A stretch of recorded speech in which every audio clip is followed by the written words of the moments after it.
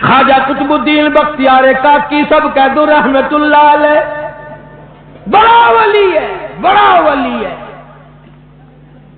آخری وقت آیا، وصیت نامہ لکھ دیا، انتقال ہو گیا، لوگ آ گئے۔ اتنا اچھا زمانہ تھا، مولانا مناظر احسن گیلانی رحمت اللہ علیہ نے لکھا ہے کہ خواجہ قطب الدین کا جنازہ پڑھنے کے لیے جو مجمع آیا ہوا تھا اس میں کم سے کم 15,000 محدث تھے، 50,000 قاری تھے، 80,000 ناظر قرآن پڑھنے والے تھے۔ ریل، موٹر، کار، ہوائی جہاز کچھ نہیں تھا، اتنی دنیا جنازہ پڑھنے آئی تھی۔ جب وصیت نامہ کھولا گیا، توجہ کرنا، بس یہ بات لکھ کر اگر آج آپ لے گئے تو انشاءاللہ میرا وعظ کامیاب ہو جائے گا، جلسہ کامیاب ہو جائے گا۔ وصیت نامہ کھولا، اس میں لکھا ہوا تھا میری نماز جنازہ وہ آدمی پڑھائے، میری نماز جنازہ وہ آدمی پڑھائے جس میں 3 شرطیں پائی جائیں، میری نماز جنازہ وہ آدمی پڑھائے جس میں 3 شرطیں پائی جائیں۔ پہلی شرط یہ ہے ساری زندگی میں، ساری جوانی میں آج تک ایک دل بھی اس کی جماعت کی نماز تو کیا تکبیر اولا بھی فوت نہ ہوئی ہو۔ ایسا آدمی میرا جنازہ پڑھائے جس نے جب سے ہوش و حواس سنبھالا ساری زندگی میں اس کی نماز نہیں، جماعت نہ گئی۔ پہلی شرط تو یہ، اور دوسری شرط یہ ہے میری نماز جنازہ وہ آدمی پڑھائے جس کی ساری زندگی میں کبھی تہجد کی نماز قضا نہ ہوئی ہو۔ تیسری شرط یہ ہے میری نماز جنازہ وہ آدمی پڑھائے جس کی ساری عمر میں، ساری زندگی میں، بیماری میں، سفر میں، تندرستی میں، کاروبار میں، کسی حال میں بھی اس کی نگاہ غیر عورت پہ کبھی نہ پڑی ہو، غیر محرم عورت پہ اس کی کبھی نہ نظر پڑی۔ اب یہ تینوں شرطیں بڑی سخت، وصیت نامہ پڑھ کر سنا دیا گیا، کوئی آگے آنے کو تیار نہ ہوا، نہ محدثین میں سے، نہ مفتیوں میں سے، نہ قاریوں میں سے، نہ عالموں میں سے، نہ حافظوں میں سے، کوئی آگے آنے کو تیار نہیں۔ کیوں؟ سب کو یاد تھا بھی جماعت بھی کبھی نہ کبھی نکل جاتی ہے، تہجد بھی رہ جاتی ہے، اور دوستو سچائی کا زمانہ تھا اس لیے کوئی آگے نہ آیا۔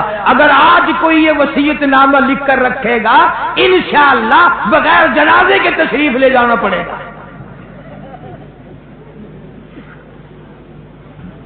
اگر آج کر ایسا وصیت نامہ بھی لکھو گے، ایسا ملا آگے آئے گا جس نے کبھی فرض بھی نہیں پڑے، وہ کہے گا چلو چھوڑو یار، اور نہیں اخبار میں فوٹو تو آئے گا۔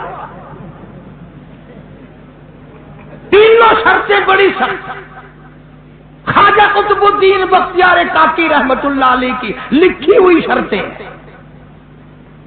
صبح سے لے کر شام ہو گئی، عصر کا وقت آ گیا، جنازہ رکھا ہوا ہے، خلقت خدا کی آئی ہوئی ہے، نہ کسی میں یہ شرطیں پائی جائیں، نہ کوئی جنازہ پڑھائے۔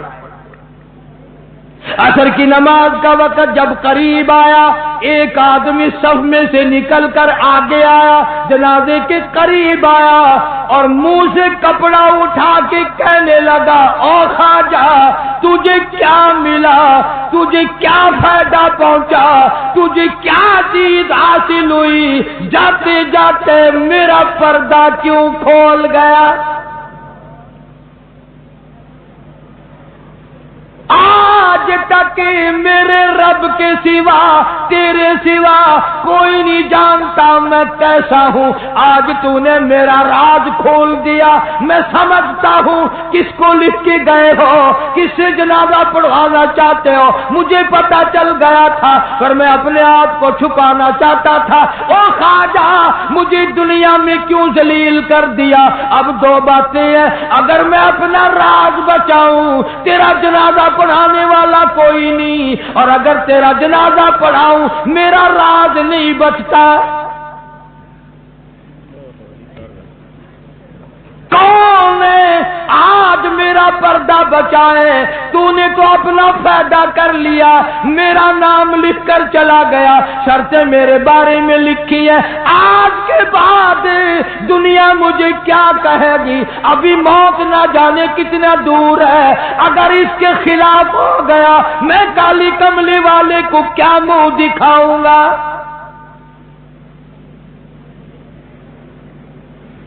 صفے بنوائی, جنازہ پڑھا دیا. اور پشاور کے لوگوں, تم میں لکھے پڑے لوگ بھی ہوں گے, میں تاریخ کی طرف سے ذمہ داری سے کہتا ہوں کسی نے اعتراض نہیں کیا کہ تیرے اندر یہ شرطیں نہیں پائی جاتی. اب جس نے جنازہ پڑھایا تم یہ سوچ رہے ہوگے کہ پتہ نہیں کس خانقاہ کا ولی ہوگا, کون مفتی ہوگا, کتنا بڑا پیر ہوگا, کتنا بڑا بزرگ ہوگا, خدا جانے پہاڑوں میں رہتا ہوگا. نہیں, اسی وقت میں جب یہ خواجہ کا انتقال ہوا ہے, فوت ہوئے ہیں, اسی وقت کا حکمراں دلی کے تخت پہ بادشاہ کرنے والا خواجہ شمس الدین التمش تھا.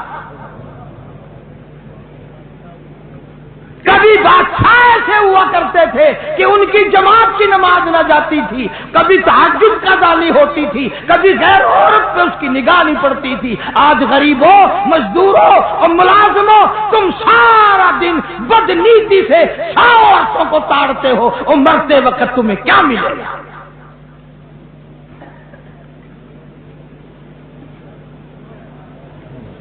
اور یہ لازمی بات ہے جب بادشاہ متقی ہو, جب بادشاہ اتنا بڑا ولی اللہ ہو, جب بادشاہ اتنا بڑا دین حق کا پابند ہو, تو رعایا کا کیا حال ہوگا؟